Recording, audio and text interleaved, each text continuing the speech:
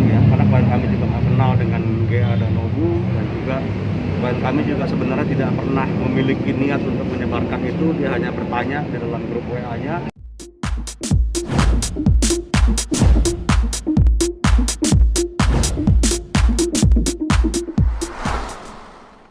Agendanya? Oke, hari ini adalah sidang ke pemeriksaan saksi yang kedua ya. Yang pertama kemarin kan sudah ada 3 orang saksi yang diperiksa, itu dari saksi pelapor. Nah, rencananya hari ini memang ada 2 atau 3 orang saksi ya.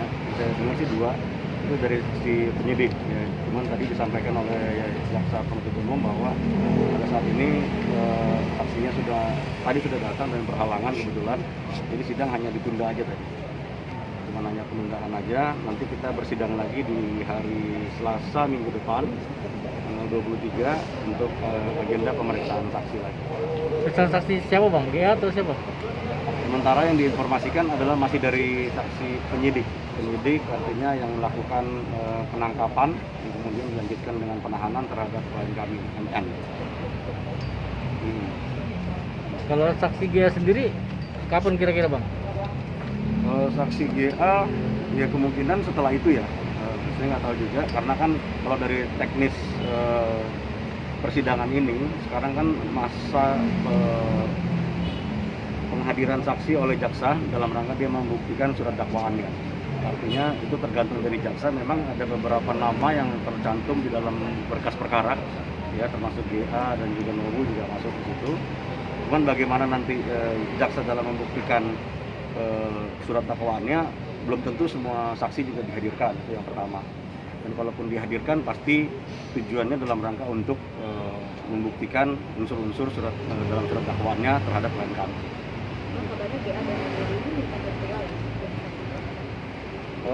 Kalau kami sih sebenarnya nggak ada masalah ya. Kalau misalnya mau virtual atau mau dia hadir ke sini juga sebenarnya nggak ada masalah. Karena saya yakin nanti majelis juga yang akan menyikapi, ya, yang akan menentukan bagaimana persidangan itu akan dilakukan. Ya. Cuman memang secara prinsip memang kehadiran dari saksi itu akan sangat membantu proses penegakan hukum. Ya. Kecuali memang ada halangan yang tidak bisa dihindari. Misalnya dia ada di luar kota atau ada halangan masalah kesehatan, itu masih bisa dipahami lah. Gitu. Tapi kalau dari kami sebenarnya terkait dengan Gisel dan Nobu, sebenarnya kami juga merasa bersama-sama juga sebagai korban lah di dalam kasus ini. Dan kami juga menyayangkan sebenarnya proses penegakan hukum itu dilakukan terhadap kedua orang tersebut, di mana kedua orang tersebut juga sebenarnya tidak ada yang, ya bukan hanya mereka lah, siapapun kita juga tidak ada yang menghendaki apabila itu terjadi penyebaran yang terhadap sesuatu konten yang sangat bersifat pribadi. Ya, yang dikatakan sebagai hubungan suami istri.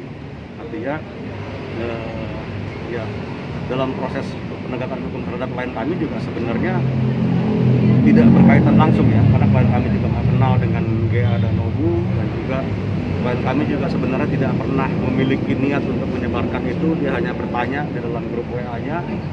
Kemudian kalau dari grup WA itulah yang melakukan penyebaran di Twitter. Itu kan kita sudah sama-sama tahu ya. Ini sudah berkali-kali dirilis dari Polda, cuman memang ada satu yang harus diklarifikasi.